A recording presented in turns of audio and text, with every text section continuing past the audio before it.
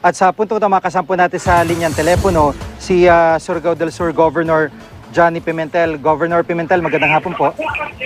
Magandang hapon po naman. Hello. Apo. Gov, dyan po sa lugar nyo, paano po ang preparasyon na ginawa po nyo, ginagawa nyo kaugnay po ng Bagyong Queenie? Actually, nag-meeting na kami kaninang umaga.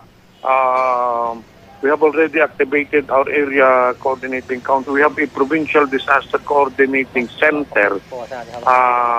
Kompleto ito.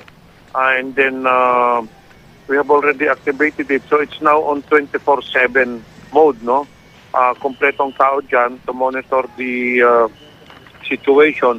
And then I already gave instructions to all the MDRMC, of which the mayor is the chairman, to monitor already the situation in the respective municipalities. Naka-standby na ngayon yung mga equipment natin. If there ever will there be a landslide, and naka-standby na rin yung mga dump truck natin for any evacuation. So far, the situation is manageable.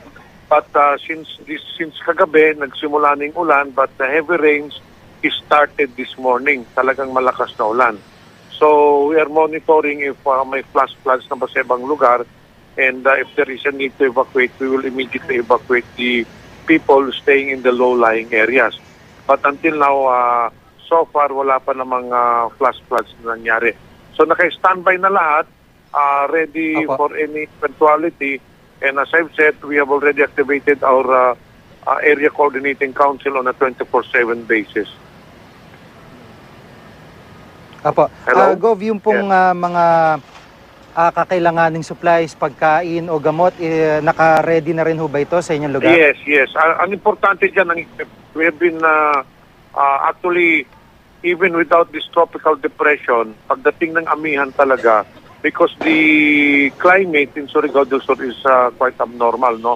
Pagdating ng rainy season, we always experience flash floods. Hindi nangyayari na walang flash flood, hindi natatapos ang amihan, the northeastern monsoon. So, we are very much experienced in this kind of weather.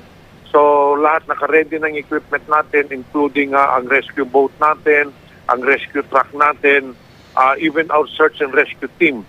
Nandun na sa Area Coordinating Council, we have a search and rescue team, and this is already on standby on a 24/7 basis.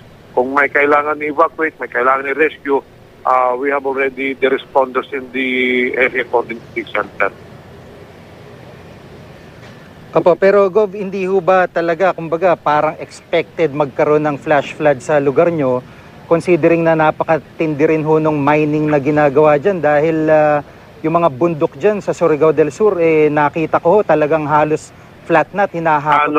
I don't think the mining will napakaraming areas sa karagatan nyo na heavily silted. So, ano po ang gagawin nyo para ma-address po yung mga komunidad na maapektuhan ng pagdausdos ng putik galing dito sa mga nawasak na mga kabundukan dyan?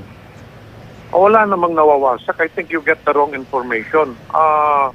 The mining is what we have here is responsible mining. We do not have any illegal mining in this place. And then the mining operations here is strictly monitored by the DNR and the MGB and whatever agency that the national government has tasked to monitor the operations. I think you got the wrong information. If you want, you can come here and see for yourself. So far, wala namang putik na nangyari dito. Whatever flash floods that will happen, it will be because of the heavy rainfall that will be experienced by the province of Surigao del Sur. It will not be because of the mining operations. In fact, I invite you personally to come over here to see for yourself the mining operations. Nakita ko na po yung mining operation dyan sa area nyo at hindi ko naman po sinasabing illegal, pero makapagpapatunay po dyan, may mga video ho kami, aerial at kuha sa ibaba. Sa pagka-ngayon, wala naman mga bundok dyan sa area, nakikita ko namin mga dump trucks na halos mga bilangin, mga 50 pataas, talagang nag-ooperate sa bundok. So, di ko alam kung paano nakakuha din ng permiso yung mga yan, nasa sa inyo pong discretion yun. Pero, ang sinasabi ko po, paano po yung mga komunidad na nadaanan din po namin at yung mga karagatan, particular na heavily silted yung mga mangingisda doon, meron ho ba kayong plano o gagawin para po ma-address kung sakali pong sa kanila magpuntahan itong mga lupang ito? You know what? May mga siltation ponds ito sila, no? As I've said, kahit na ngayon, pumunta kayo rito, wala namang putik na nandun sa kadagatan. Hello? Hello? Opo, nakikinig po kami. Nakikinig po kami, Go. Wala namang, kung gusto nyo, kahit magpadala kayo ng tao dito ngayon, wala namang putik na nandun sa kadagatan ngayon. They have siltation ponds. As I've said, kung merong floods that will happen, it is not because of mining, but it is because of the heavy rainfall that is being experienced by the province right now. And this is because of the tropical depression Queenie. So let us not ask really mining operations because I think that is not the right impression. Oo. Go. Hello?